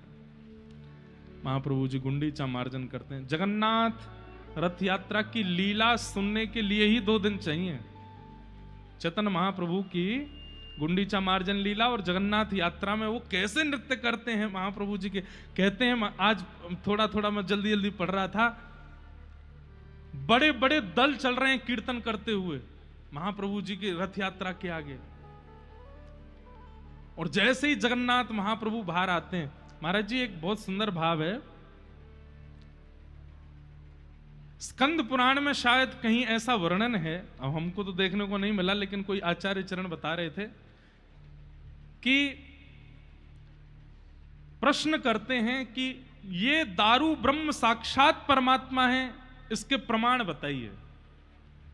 तो वहां वेदव्यास जी प्रमाण देते हुए एक प्रमाण इतना सुंदर देते हैं, बोले क्या? ये जब भी अपने श्री मंदिर से निकलेंगे तब वर्षा होगी। ये जब जब मंदिर से बाहर आएंगे, चाहे एक बूंद गिरे आकाश से, गिरेगी। कितनी भी धूप हो, कितनी भी गर्मी हो, कितनी भी, महाराज जगन्नाथ रथ यात्रा अभी हम गए थे, कैसी उमस होती है, कितनी भयानक गर्मी होती है, और गर्मी भी नहीं, हवा भी नहीं चलती, इतना वहां पर मतलब ऐसा मौसम हो जाता है।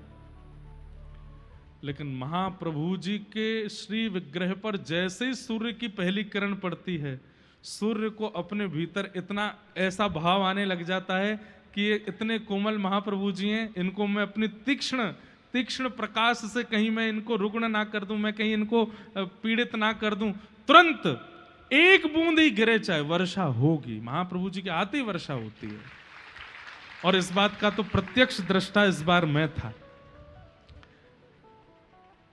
ऐसी लीला है कि मैं सबको बता भी नहीं सकता, अगर मैंने लाइव में बता दी तो कहीं मुझे पकड़ नहीं ले जाएं।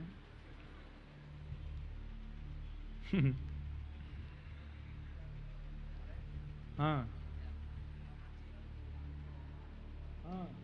अब बाबा मुंह पे बंगलो ना आवे, मैं बाबा इतने अच्छे अच्छे भाव देते, एक आध भाव तो मेरे को आते हैं, वो मैं गाऊंगा। अब जो बाबा कल की तरह एक और भाव लिख के देते, मैं कैसे गाऊंगा है? अमी बूझते पारो ना। अब वो तो वृंदावन में रहे हैं ना, तो वृंदावन में 3 की प्रधानता है, बंदर, बनिया और बंगाली। 3 तो सबसे ज्यादा हैं, तो इसलिए थोड़ी थोड़ी बंगला तो आती है, लेकिन इतनी नहीं आती कि अब आज भी चैतन्य चरितामृत के इतने सारे भाव वो कैसे बोलूं। लेकिन सच मानिएगा, इतनी प्यारी है बंगला भाषा, मीठी है। जब उसमें गायन होता है ना किसी भाव का, कहो गौरांगो लहो गौरांगो जपो गौरांगेरो नाम रे, कहो गौरांगो लहो गौरांगो जपो गौरांग। लिख के दे रहे हो आप? एक हमारे पास में है, मैं गा देता हूं। बाबा ने संतुष्ट है, अरे भाई वो महाप्रभु जी के हैं, हैं? महीने भर वाली कथा, वो तो बूढ़े हो जाएंगे तब करेंगे हम।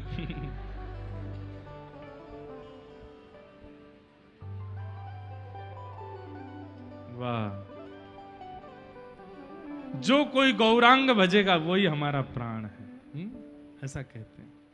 तो जगन्नाथ यात्रा हुई, गुंडीचा मार्जन हुआ।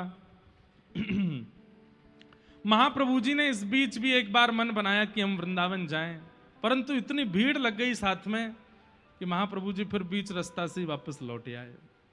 अनेक बार प्रयास किए वृंदावन जाने के, लेकिन एक तो इनके अनुचर जाने नहीं देते। सबको ये लगता है वृंदावन को याद करके जब इनकी स्थिति हो जाती है, चले गए तो क्या होगा।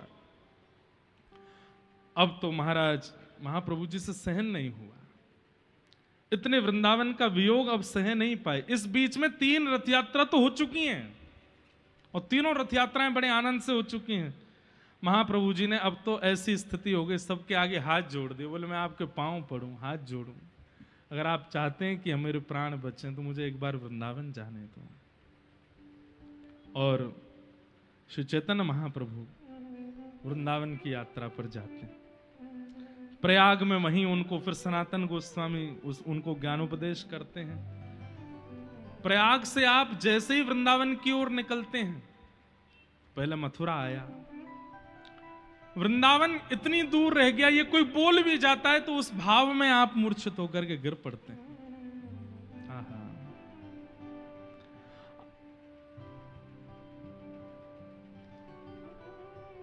गए, सबसे पहले कृष्ण जन्मभूमि का दर्शन किया, और जैसे ही जन्मभूमि का दर्शन किया अब भाव भी आता है, अपने पूर्व अवतार का स्मरण करके देवकी मैया वसुदेव जी को याद करके महाप्रभु जी रुदन करते हैं और फिर वहीं नृत्य करते हैं, आनंद करते हैं।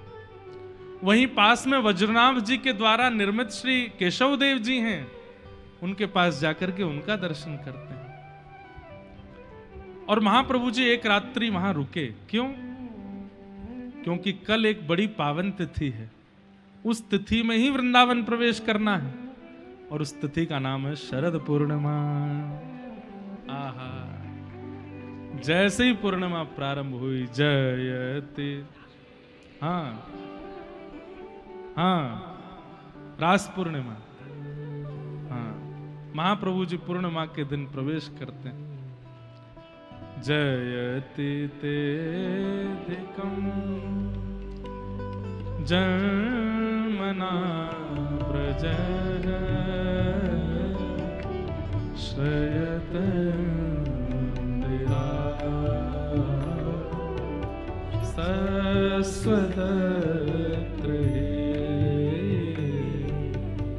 दयित दृश्यता दीक्षुता स्त्वयित्रेता सब।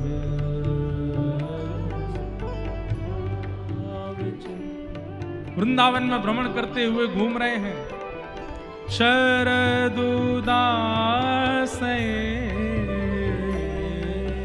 साधु जात सरसी जो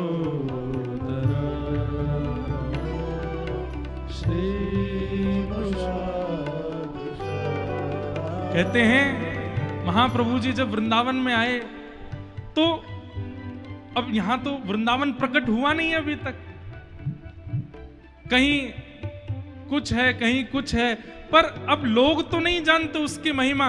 लेकिन महाप्रभु जी जैसे उस स्थान में पहुंचते हैं, अभी वो खंडर जैसा है, अभी वहां पर केवल पेड़ पौधे घास हैं, लेकिन महाप्रभु जी को तो द्वापर का वही रूप दिखने लग जाता है। यहाँ एक ऐसा कदम्ब का वृक्ष था, इसके नीचे एक दिन प्रिया जी ने ऐसी भावना प्रकट की थी। यहाँ पर एक ऐसा पुष्प था जिसको प्रिया जी ने अपने हस्तकमल से स्पर्श किया था।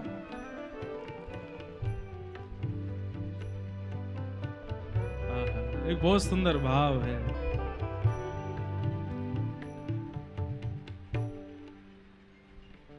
गोपेश्वर महादेव को जब देखते हैं तो मानो जैसे पूछने लगते हैं कि मेरे प्राणनाथ कहां चले गए, मेरा वृंदावन कहां है, मदन मोहन कहां है, गोपीनाथ कहां है, मधुसूदन कहां है, नंद नंदन कहां है।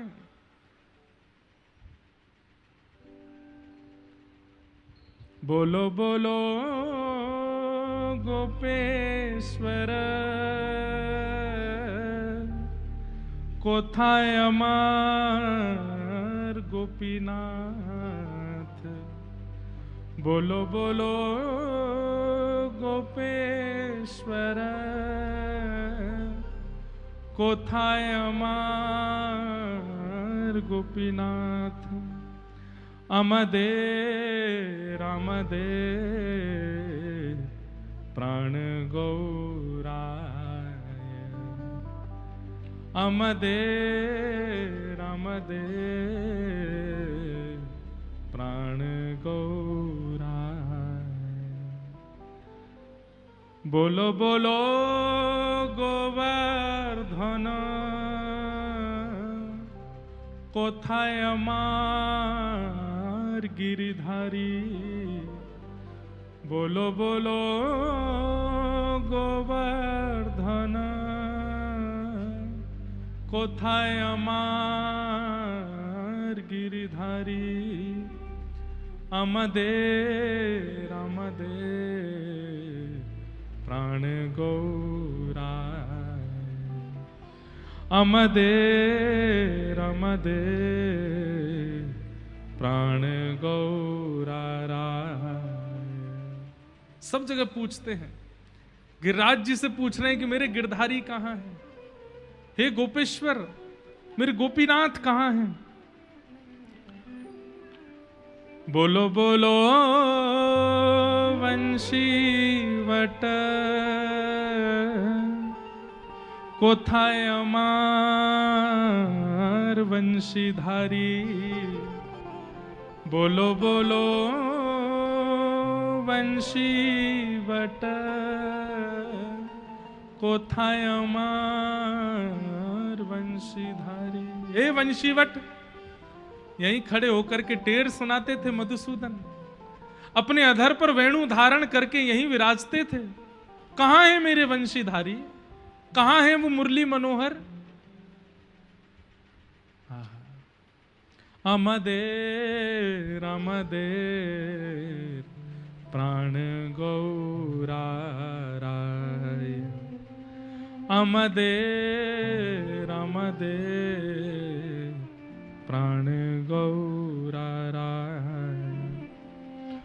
बोलो बोलो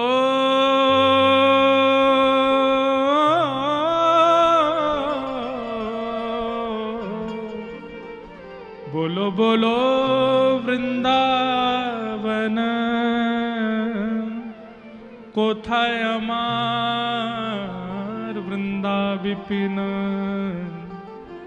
बोलो बोलो वृंदावन कोथाय আমার वृंदा विपिन। अमदेर प्राण गौराय। अमदेर प्राण गौराय। सबसे पूछ रहे हैं, जैसे गोपियां कृष्ण अंतर्ध्यान होने पर जड़ चेतन सबसे पूछती हैं, श्याम सुंदर कहाँ है? हे सुन राधिका दुलारी, तेरे द्वार का भिखारी, तेरे श्याम का पुजारी, एक पीड़ा है हमारी, हमें श्याम ना मिला, हमें श्याम ना मिला, हमें श्याम ना मिला, श्याम ना मिला। बोलो बोलो वृंदावन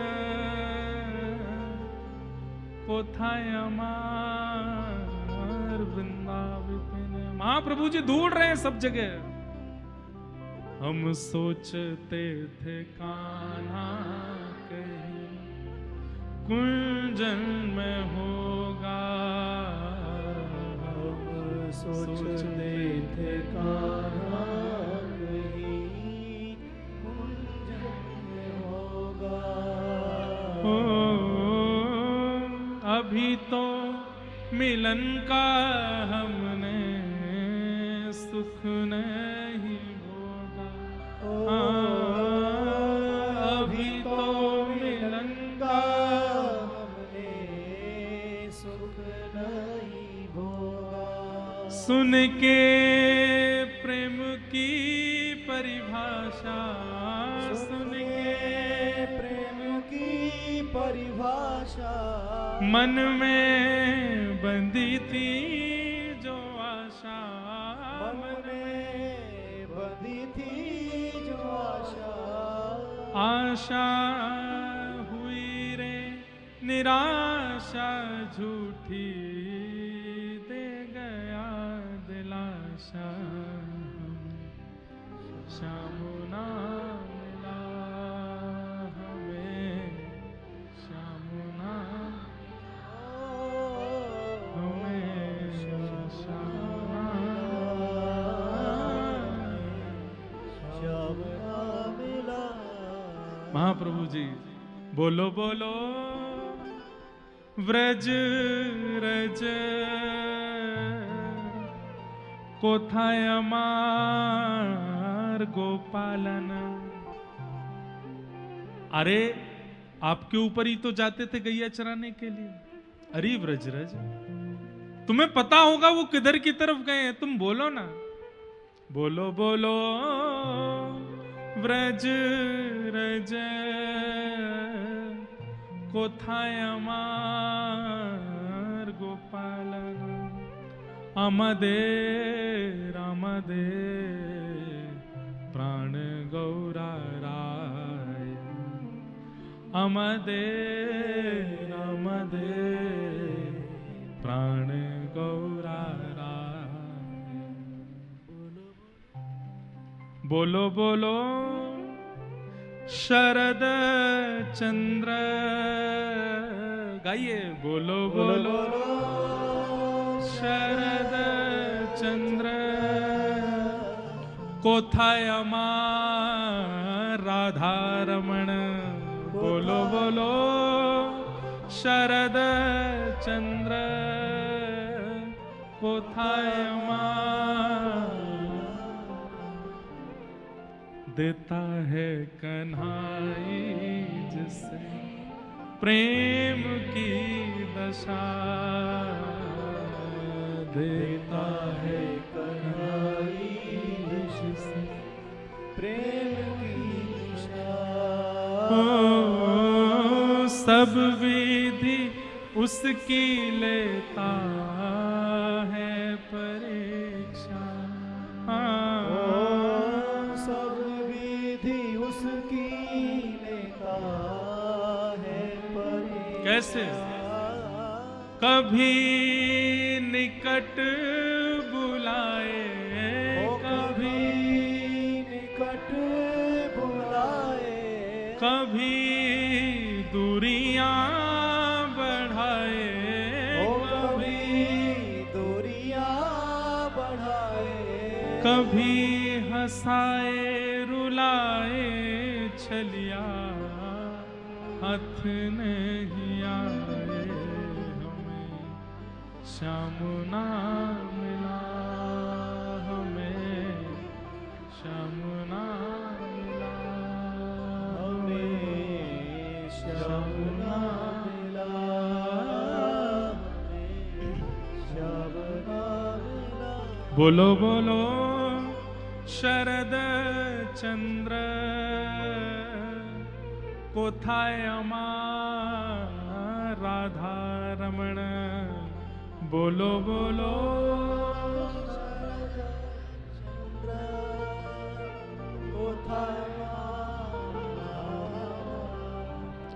आमदे रामदे प्राण गौरा राय। आमदे रामदे प्राण गौरा राय। इसी प्रकार महाप्रभु चैतन्य ने तो पूरे व्रज का प्रादुर्भाव कर दिया। कोई रास भूमि आ जाती है तो वहां उसी प्रकार भाव में आ जाते हैं। यमुना के तट पर जाकर के उन्हीं गोपी के प्रेम प्रवाह में आ जाते हैं। गोवर्धन गए, गिरिराज जी की समस्त लीला का अनुभव करके रुदन करने लगे। दोनों भाव से रुदन करते हैं कि वे कृष्ण हैं, इसलिए अपनी लीला का स्मरण करके रुदन करते हैं। क्योंकि हृदय किशोरी जी का है तो कृष्ण विरह में रुदन करते हैं। लोग बाग राधा कुंड श्याम कुंड नहीं जानते थे, फिर वहां जाकर के सबको बताया, बोले भैया ये सामान्य पोखर तालाब नहीं है, ये तुम अपनी गैयान को यहाँ पानी पिला रहे हो, यहाँ पे गैया नवा रहे हो, ये साक्षात श्याम कुंड है, कृष्ण कुंड है। ब्रजवासी घेर लेते, अरे बाबा तू तो आजकल को आयो, कहाँ ते बनाए रहो। तो सबको कथा सुनाते और कथा सुना के फिर सबसे कीर्तन कराते, धीरे धीरे सब भाव प्रकट कराए। तब महाप्रभु जी के चित्त में आया कि वृंदावन छोड़ के मेरे जाने की इच्छा तो नहीं है, पर इस वृंदावन का प्रकाश कराने के लिए वृंदावन के भावों को ग्रंथबद्ध करना पड़ेगा और उसके लिए प्रकाश के लिए थोड़ी परिश्रम करना। अब हम इसके आगे की कथा नहीं कहेंगे कि महाप्रभु जी वापस गए और फिर सबको भेजा। कभी अवसर मिलेगा तो श्री महाप्रभु जी के अभी वृंदावन में ही बड़ी विरह भावना की कथा है, उन सब भावों को और आगे की लीला को हम कहेंगे। और आज महाप्रभु जी के इस पावन चरित्र को हम प्रणाम करते हैं। बोले निताय गौर हरि बोल, निताय गौर हरि बोल, श्री निताय गौर। इस प्रकार महाप्रभु जी का मधुर, हम तो ऋणी हैं महाप्रभु जी के, इन्हीं की कृपा से गोविंद देव मिले, इन्हीं की कृपा से गोपीनाथ मिले, इन्हीं की कृपा से मदन मोहन मिले, इन्हीं की कृपा से राधा रमण मिले, इन्हीं की कृपा से श्री दामोदर लाल मिले, इन्हीं की कृपा से ही सब हमारे सप्त निधियों में तो हरिवंश महाप्रभु की भी कृपा है, हरिदास महाराज की भी कृपा है और सब भावों की कृपा है। भैया वो राधारमण गोस्वामी जी खड़े हैं, उनको आन दो आगे। आ जाओ महाराज जी, आ जाओ। हाँ जय हो। सब प्रकार के भाव हुए, सबको हम प्रणाम करते हैं और बस आज की कथा को मंगल